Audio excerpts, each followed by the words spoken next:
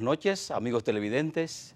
Pues como todos los domingos, aquí en nuestro programa de comentarios, vamos en esta ocasión a compartir nuestro programa con el profesor Fabián Casado, politólogo, también periodista, es profesor de la Universidad Autónoma de Santo Domingo, es especialista en política mundial contemporánea, sistemas políticos y pensamiento político. Y con él queremos entonces, ¿verdad?, hacer un diálogo sobre algunos temas, ¿verdad?, que están sobre la palestra y que precisamente tocan, digamos, a nuestro país y con todo un conjunto, ¿verdad?, de situaciones que están pasando a nivel internacional, ¿verdad?, quisimos compartir con él para nosotros llevar nuestros comentarios hacia ustedes, como los hacemos todos los domingos. Buenas noches, profesor Fabián, ¿qué tal usted? Sí, buenas noches, Luis, y buenas noches a los amigos televidentes. Gracias por la invitación y estamos aquí prestos a compartir con ustedes y con el público las inquietudes que pudieran generarse en unos temas tan pertinentes como estos que plantea usted en la agenda que me ha propuesto, ¿no? Se lo agradecemos, ¿verdad?, sobremanera, profesor. Mire, hay un tema, ¿verdad?, que tiene un impacto internacional bastante, digamos, llamativo y que de alguna manera con nosotros como país nos estamos envueltos en todo este proceso.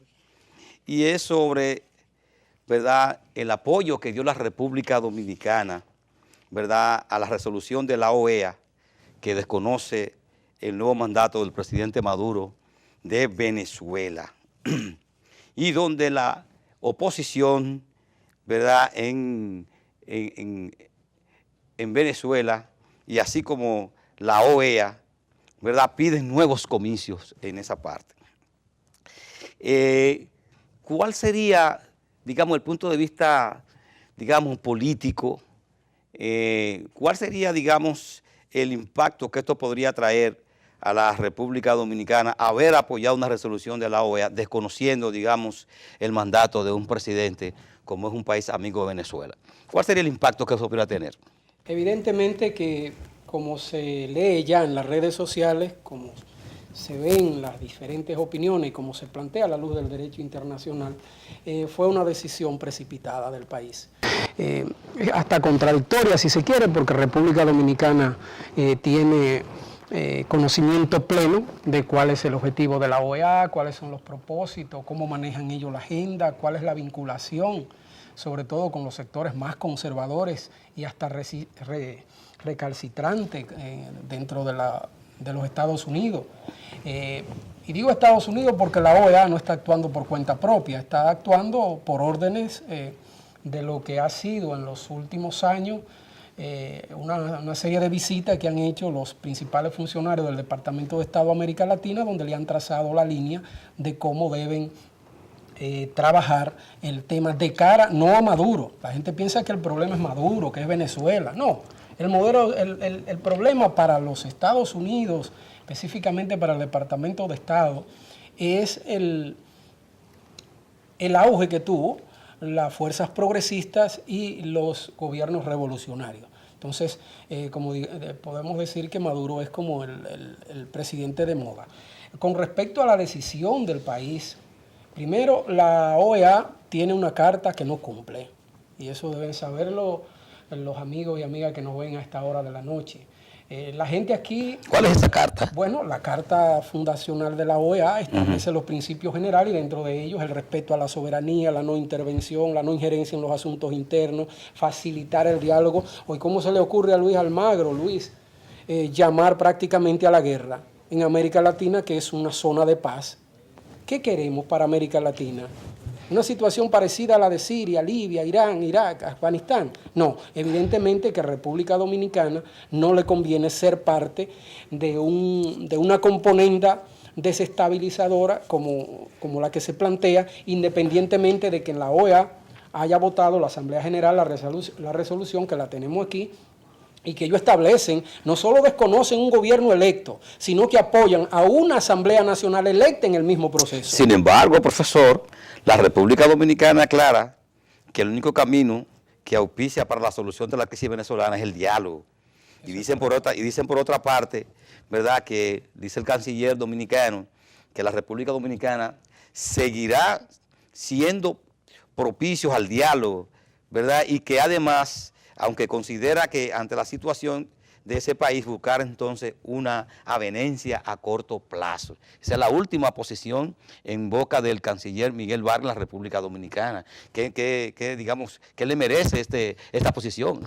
Bueno, Miguel, como los demás políticos, conocen lo que están manejando, pero a mí particularmente me gustaría ver una actitud semejante con respecto a situaciones tan comprometedoras como la de Honduras, Guatemala, el propio Paraguay, si se quiere Brasil, que ha tenido un proceso, el proceso del golpe, de lo que llaman golpe blando, que no es blando nada, es golpe de Estado. Sin embargo, profesor... que se opera a través de tres aspectos, Luis, tres aspectos básicos: el tema de la manipulación, el tema del acoso sistemático desde las legaciones diplomáticas y un aspecto que no se siente mucho, pero que está ahí, que es la famosa guerra económica de la que tanto se habla, pero que poca gente se detiene a pensar en qué consiste una guerra económica.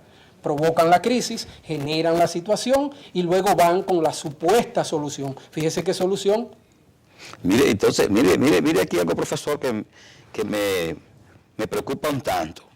Y es que la declaración del canciller, hay estas palabras que la puse aquí bien grande: siempre hemos asumido, la República Dominicana, la posición que más le conviene a Venezuela, agrega el ministro. Sin embargo, ya nosotros sabemos cuál es la posición de los Estados Unidos. Esto no podría de alguna manera, ¿verdad?, poner en juego la relación con la República Dominicana con los Estados Unidos, debido a lo agresivo que ha sido la declaración de los Estados Unidos con respecto a este caso. Sí, evidentemente que habrá algún tipo de presión para la República Dominicana si se apoya lo que es el gobierno. Independientemente de lo que se haya dicho, el sistema político venezolano tiene una serie de ventajas con respecto a nuestro sistema, que merece estudiarlo. Estados Unidos tiene su política exterior. Miren, pues, es una cosa increíble que la gente no se familiarice con esto, pero fue la guerra contra Daniel Ortega en el proceso 79-82, ¿verdad? Fue la guerra contra Cuba, fue la guerra contra Lula, y es la guerra desde el 99. No han dejado gobernar ni a Chávez ni a Maduro. O sea, es una derecha apoyada por los mecanismos que tiene Estados Unidos para hacer valer su política exterior, cuando no pueden con el chantaje, ¿verdad?, con la presión diplomática, entonces actúan de manera directa y dan los golpes de Estado. Nosotros hemos sido testigos de ello. Ahí están los acontecimientos de abril, ahí está la injerencia, porque no respetan ni la Carta de OEA ni la Carta de Naciones Unidas. Profesor, nosotros ahora vamos a hacer una pausa, ¿verdad?, primero este segmento, y en el segmento siguiente vamos a continuar, ¿verdad?, con este diálogo sobre este tema. Okay. Así que, amigos televidentes, en breves volvemos. No le cambie.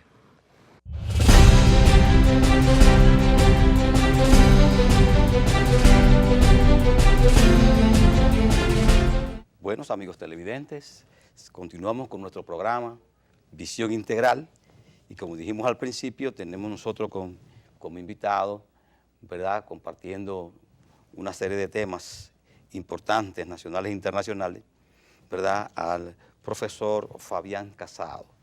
Profesor, estábamos nosotros en el primer set viendo la situación, ¿verdad?, en Venezuela, lo que está pasando en Venezuela, el papel que estamos jugando nosotros como país en ese sentido.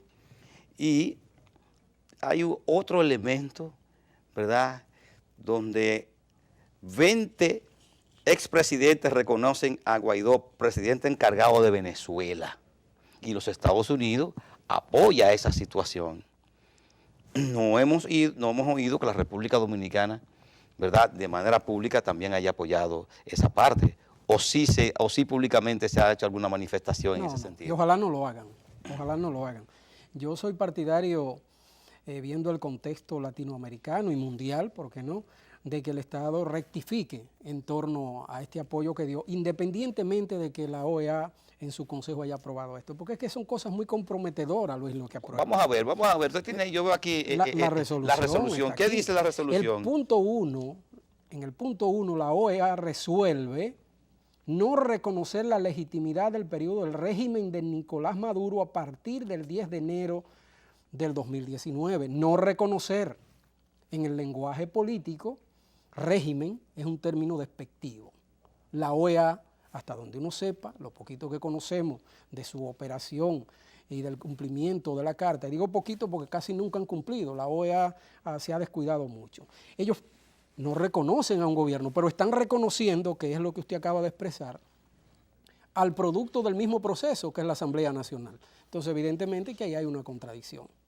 Una seria contradicción que ellos tendrán que encontrar. Y lógicamente dicen unos amigos estudiantes a veces en los debates que cuando Estados Unidos se pone del lado de algo hay que estar bien pendiente. Entonces, si Estados Unidos, pero fíjese que como es un choque es una situación que están generando muy comprometedora. Fíjese que ellos están llamando elecciones. Entonces uno dice, ¿dónde queda la soberanía del Estado? De los Estados. Que la OEA puede llamar elecciones, pero solo en los países que sea de gobiernos progresistas. Los otros se les olvida, tiene una miopía increíble, Luis, para ver lo que pasa en otros países. Hacen un llamamiento a la realización de nuevas elecciones presidenciales con todas las garantías necesarias. En Venezuela lo que pasó es que la oposición, desarticulada como está, no pudo preparar una propuesta que hiciera contraparte a las fuerzas bolivarianas, que sí están organizadas en el Partido Socialista Unido de Venezuela, que son como 5 millones. Entonces nos hacen creer, a través de toda esta indumentaria mediática que han diseñado, manipulando datos, acogotando y generando, que es necesario intervenir militarmente a Venezuela para sacar a Maduro, como si Nicolás Maduro fuera el problema. Pero ya lo hicieron en 2002 con Carmona, quitaron a Chávez.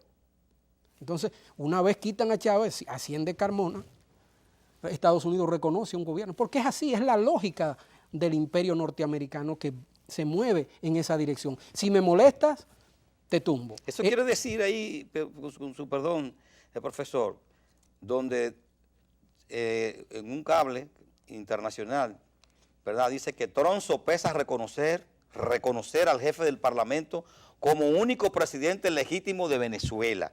O sea, esa parece la intención que tienen los Estados Unidos, y es reconocer de manera pública que el jefe del Parlamento como único presidente legítimo de Venezuela y no Maduro. Pero ¿qué es lo que están entendiendo por legitimidad? Vamos a ver. Porque si estamos asumiendo, Luis, y los amigos televidentes, que la legitimidad la da el voto y que el voto es un instrumento para renovar los liderazgos y que la democracia es el mecanismo. El propio Jimmy Carter... Pero se dice que es un fraude, que Chávez hizo un fraude, que todos los mecanismos que él tiene de poder distorsionó casi todo el proceso. Ese es el relato que hace. Mire, yo dije antes del proceso, en algunos espacios donde me tocó compartir, que podían llevar al Papa Francisco a dirigir ese proceso. Y la oposición lo iba a cuestionar, porque el objetivo de la oposición venezolana, como lo es en todos los espacios, es precisamente deslegitimar y decir, si la legitimidad la da el voto, aquí, tan legítimo es la Asamblea Nacional como lo es el gobierno de Nicolás Maduro. Y a nosotros, ¿de qué lado nos conviene colocarnos? Del lado del gobierno que fue electo con el mismo mecanismo que se elige en todos los gobiernos en América Latina. No estamos hablando de una cuestión caprichosa, ni estamos intentando retorcer. No, simplemente la OEA, los Estados miembros de OEA, se le ha ido la mano desde hace tiempo. Se callan con Lula, tumban a Dilma Rousseff, con 54 millones de votos, sin acusación, tienen a Lula preso. Entonces, en Venezuela hay presos políticos. Lula no es un preso político. Es una cuestión sospechosa, por lo menos sospechosa. El 7 es más cómico de la resolución de OEA.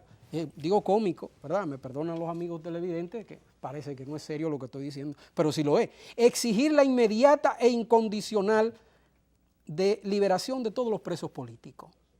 De todos los presos políticos. O sea, ellos le están dando la categoría de presos políticos. Y Venezuela reconoce que tiene presos políticos. No lo reconoce. No lo reconoce la oposición. Aquí teníamos con un régimen balaguerista, claro, presos políticos. Los había. Pero Balaguer decía que no. Pero esa categoría se da. Mire, yo quisiera que la gente se esforzara por pensar más allá de los tweets, de las tendencias mediáticas, de la manipulación. No hay una persona que haya vivido los últimos 20 años del siglo pasado y los primeros 20 que ya vamos de que no entienda qué es lo que busca Estados Unidos en Venezuela, en Argentina, en Brasil, en Uruguay, en Nicaragua, en toda América. Lo tienen rodeado de bases militares, Luis. Por el lado del Pacífico protegen el petróleo, por el lado del Atlántico protegen el agua potable, el agua dulce. ¿Y cuál es el papel de Rusia entonces? Porque Rusia dice que respalda a Nicolás Maduro y condena la intromisión de los Estados Unidos en el asunto venezolano. Ah, correcto, porque es el juego de poder. Recuérdese que el oso... Entonces son dos imperios que están luchando. El oso no estaba muerto, Luis. El oso estaba hibernando. Sí, o sea y ha despertado y con fuerza. Y le ha dicho, nosotros estamos aquí. El discurso tuyo... Pero los dos están haciendo intromisión en un país extranjero. Los dos tienen, parece la... Pero recuérdese que los estados establecen relaciones. Esto es como una nueva fase de lo que ellos llamaron Guerra Fría, que no era fría nada, ¿verdad? Esto era como una nueva fase de ese periodo. Entonces, se están como armando los bloques, ¿verdad? Porque lo que nos quieren decir, todo el discurso de la posverdad es negar las contradicciones de clase que padece el mundo hoy, Luis. O sea, una sociedad corrompida, pervertida, como ha caído, altamente endeudada. Usted sabe que la deuda mundial ya supera con mucho 3 veces lo que es el Producto Interno Bruto mundial. Una cosa... En los países, hay quienes se benefician de esto, los grandes complejos de la guerra, entre otras cosas. ¿Y con qué lo financian? ¿Y detrás de qué andan? A través de los recursos naturales, del negocio de la venta de armas y de otros negocios, incluyendo la droga. Y Rusia también. Rusia maneja su tema y está echando China, pero hay otros pupilos, llamémosle así. Está India, está Israel. Pero ¿verdad? Vemos que Venezuela acusa a 11 países latinoamericanos de estar detrás de los planes desestabilizadores comandados por Estados Unidos. O sea, correcto, está diciendo, se han alineado. Si está diciendo que Argentina, Brasil, Canadá, Chile, Colombia, Costa Rica, Guatemala, Honduras, Panamá, Paraguay y Perú, ¿verdad?, están haciéndole el coro a los Estados Unidos para desestabilizar, digamos, a Venezuela. Y tiene razón. ¿Y por qué la República Dominicana no está ahí? Bueno, República Dominicana está dentro de lo que se conoce como el modelo de izquierda democrática. Así lo han definido ellos. Eso es un tema a discutir, pero ellos lo han definido así. Teóricos que han sacado libros, Manolo, otro grupo de teóricos han puesto ahí. Entonces, República Dominicana tendrá que asimilar y entender si a este grupo, que es el grupo de Lima, casi todo es el grupo de Lima, un grupo que no tiene una base jurídica, por tanto lo que digan es opinión, aunque tiene relación y tiene peso, pero no tiene base jurídica. Base jurídica tiene la OEA, donde ellos van y votan por esta resolución. ¿Qué le parece a ellos si en algún momento se somete una resolución de ese tipo contra ellos? Porque es que la política funciona así. La diplomacia es hipocresía, es cinismo. Le hacen creer cosas que son mentiras como que si fueran verdad. Y ahí se especializan los guruses de la diplomacia, Kissinger, Brzezinski y todos esos grandes teóricos, eso es lo que dicen. Sí, pero mire, profesor, al parecer también a los líderes latinoamericanos, digamos, con una vocación democrática, ¿verdad?, una vez ha llegado también al poder, como es el caso de López Obrador, ahí está con una crisis también, en México. Y le van a hacer la guerra porque es progresista. Está chocando con los intereses de las cúpulas oligárquicas. Es un desabasto de gasolina que hay. Esperemos la guerra. Lo más probable es que López Obrador tenga que enfrentar situaciones semejantes a las que está padeciendo Nicolás Maduro, a las que antes padeció Nicaragua. El otro candidato es Evo, que fíjese los buenos números que tiene Evo, pero ellos no lo creen. Ellos no lo creen. Luis y los amigos televidentes, le quieren hacer creer al mundo que los gobiernos progresistas tienen que resolver en 20 años lo que las oligarquías, el saqueo, el imperialismo con la cantidad de ocupación, invasiones, golpe de Estado, injerencia, toda la estructura que ha creado, toda la institucionalidad pervertida, resuelvan esos problemas creados en siglos en 20 años. Y lo dicen en los medios, que esta gente no funciona, véalos aquí. O sea, hay una realidad. Entonces ese ascenso, ese envalentonamiento de las fuerzas conservadoras es temporal. Eso va a tener una ruptura. Ahora, los progresistas, los liberales democráticos y los revolucionarios tienen que aprender y sacar lecciones. Se limitaron cuando tuvieron el poder a gestionar el modelo, no a transformarlo. La gente quiere respuesta. Estos tiempos de redes sociales, Luis, de control, requiere que estamos informados en tiempo real de lo que se está haciendo ahora, en términos relativos. ¿Por qué? Porque esta gente lo filtra todo. Seguimos con problemas aquí en América, en el continente americano. Vemos el cierre del gobierno de los Estados Unidos, que ya ha costado más de 3.600 millones, ¿verdad?, de dólares a su economía, según eso son noticias según Standard & Poor's. Entonces atienda. Y al mismo tiempo, Trump advierte que el cierre federal podría prolongarse por un largo tiempo. Pero además de esto, según las informaciones, ¿verdad?, con ellos, está estableciendo que esto se ha ido ya un poquito más lejos, que el asunto se está yendo más lejos, en el sentido, profesor, de que ya ahora está afectando a los funcionarios del gobierno. O sea, ya no hay dinero con que pagar a los funcionarios del gobierno. Otra situación que de alguna manera impacta también a la República Dominicana y a los países, ¿verdad?, latinoamericanos, que tenemos relaciones y un comercio tan dinámico como es el nuestro con los Estados Unidos. En ese sentido, ¿verdad?, ¿cómo podría eso impactarnos a nosotros, ese cierre por completo, ¿verdad?, del gobierno federal de los Estados Unidos? ¿Tendría desde su punto de vista algún impacto para nosotros? Claro que sí. Como por ejemplo. Claro que sí. Nosotros tenemos una gran cantidad de dominicanos y dominicanas allá. Estados Unidos sigue siendo el principal socio comercial, entonces evidentemente que afecta. Ahora, en Estados Unidos hay una lucha de poder intensa entre los neoconservadores, los republicanos y los demócratas. Es una guerra a muerte.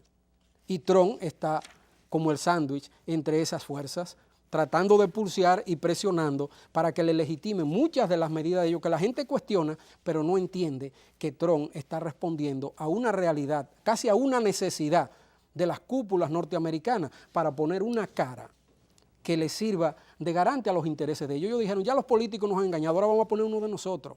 Y a ese que le tocó fue al empresario, ¿verdad?, al gran empresario Donald Trump. Y ahí está él pulseando hasta con los servicios de inteligencia, pulseando con la CIA, el FBI, la Agencia de Seguridad Nacional, con todo el tema del control, el espionaje. Es una guerra que es interesante. Hay tratadistas como Daniel Stulin que le dedican solo un libro al tema Trump.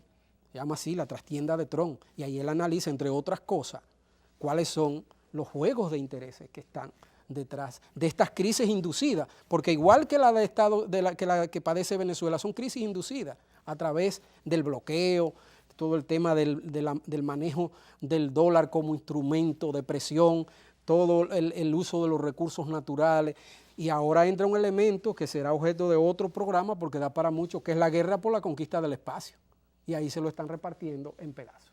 Bueno, profesor, el tema está muy interesante, todavía, ¿verdad?, hay mucho material, ¿verdad?, que ver en ese sentido. Vamos a hacer una pausa, ¿verdad?, y en breve vamos a retornar al programa para continuar con este análisis tan interesante.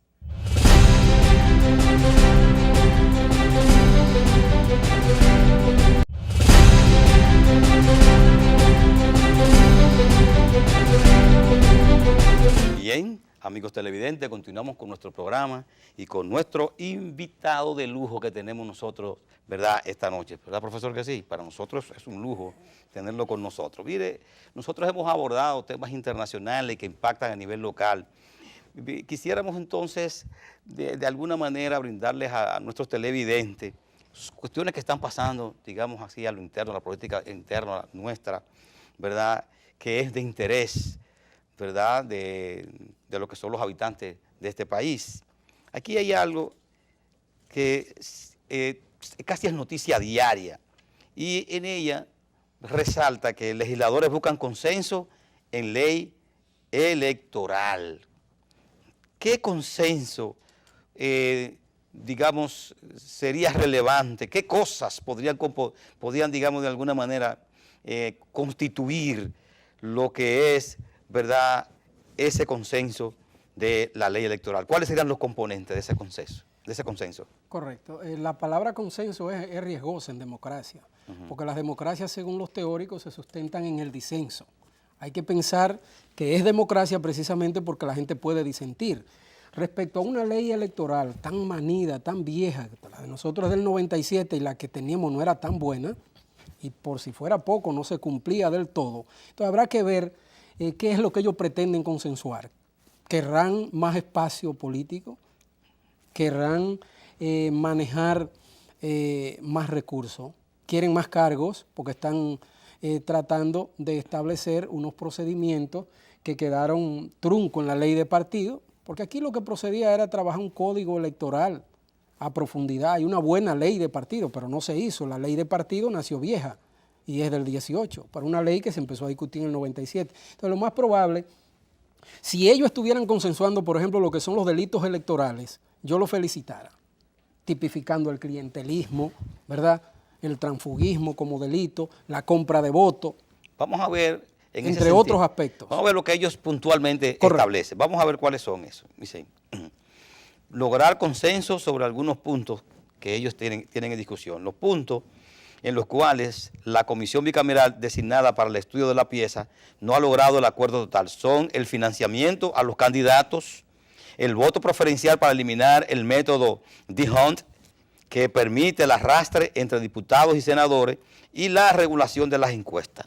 Además, otro más ahí, profesor, excúseme, el control de los tiempos de campaña y la publicidad, el transfugismo y la creación de una procuraduría especializada para los delitos electorales. Esos son los puntos fundamentalmente que ellos entienden que, ¿verdad?, buscan consenso, ¿verdad?, para consignar una ley electoral. Correcto. Fíjese usted que el consenso precisamente debe darse en el Congreso. Es consenso para sacar una buena ley.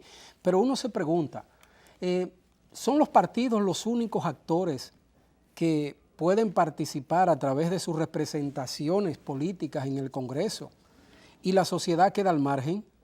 Entonces, es una pregunta. Respecto al tema puntual del método D'Hondt, es un método de los años 70. ¿Qué significa eso? Es un muy viejo. Claro, tramposo, y es la proporcionalidad que, como bien dice ahí, facilita el arrastre. Y con el tema de las circunscripciones electorales y de voto preferencial que andaba unido, ellos quisieron quedarse nada más con el voto preferencial para facilitar los procesos. Nosotros aquí tenemos una historia electoral muy accidentada, porque nosotros hemos venido dando saltos. Nosotros venimos de la dictadura de Trujillo, fíjese usted todo lo que pasó allí, no hay que explicarle a los amigos y amigas de Visión Integral cómo se da esta cuestión, porque fueron 31 años de dictadura haciendo lo que el equipo Trujillo quería, porque la gente habla nada más que de Trujillo, no, era el equipo Trujillo, era la era. Luego de ahí saltamos, fíjese usted, damos un salto entre lo que fue el Consejo de Estado, el golpe a Bosch, la Guerra de Abril, y se instaura entonces en el poder Balaguer, y de ahí de elecciones se puede dar cátedra, donde las urnas se iban por los despeñaderos. Entonces, si quedara resuelto estos tres aspectos, lo del método, lo del financiamiento, que es el tema espinoso. La gente habla de financiamiento, pero aquí esta democracia es cara, Luis. Tenemos la democracia muy cara. Aquí el que no tiene una millonada para ser candidato, que no se lo proponga, entonces eso no es democracia. Eso hay que arreglarlo. Porque una democracia que esté sujeta nada más a la cantidad de recursos que se invierten, ya usted compró el cargo. Sin embargo, ellos ahora entonces jueves... sería perdón, Luis, eso sería muy oportuno que ellos trabajen el tema del financiamiento, pero que también lo asocien a la transparencia de los recursos. Ellos también aquí destacan que incluso en la reunión que sostuvieron el jueves de esta semana, la prensa recoge que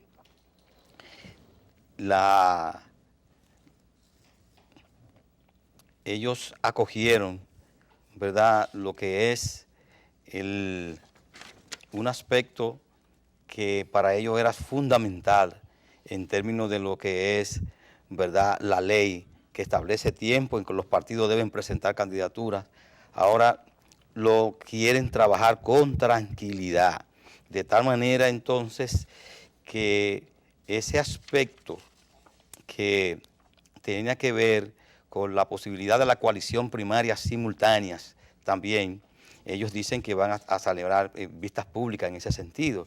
Sin embargo, hay una parte en la que quizás es donde está la situación, digamos, más difícil en ese sentido, y es con la parte del voto preferencial, que no va a ser posible que su posposición en ese sentido.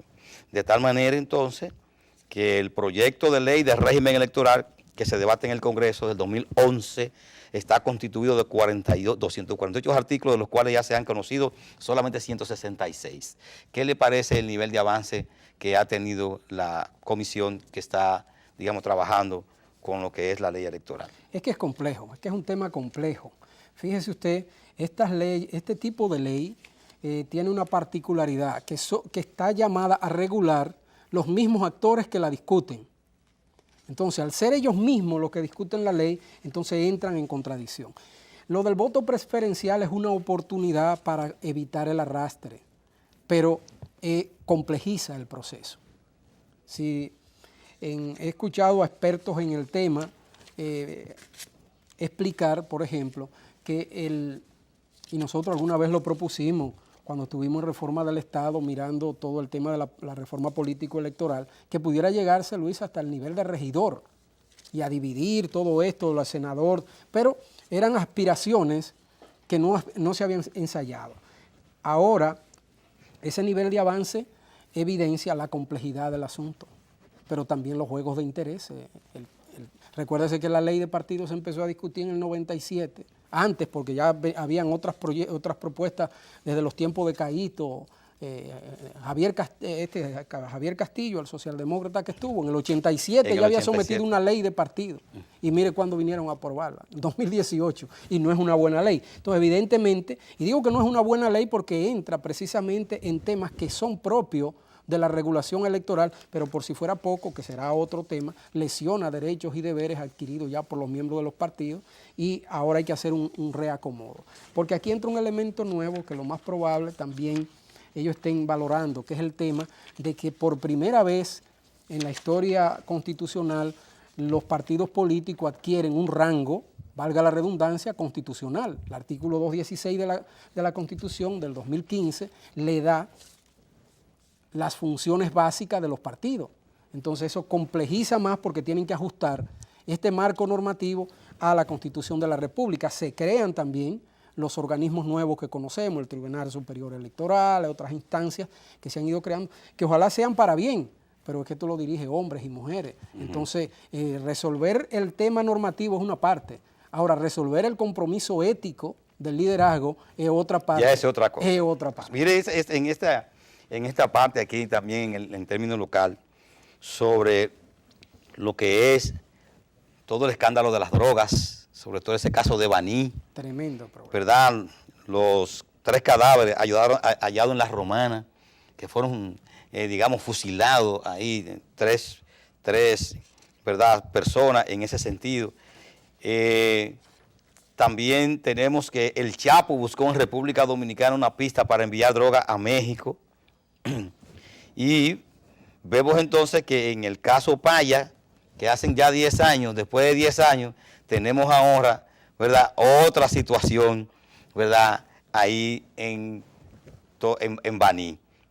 ¿Qué opinión le merece todo este escándalo que hemos tenido nosotros, tanto por los asesinatos de gente que aparece, digamos, asesinada, de lo que es esa actuación vergonzante ahí en Baní, donde a la clara fue muerto, ¿verdad?, un coronel de la policía, un coronel de la policía. No es cualquier cosa.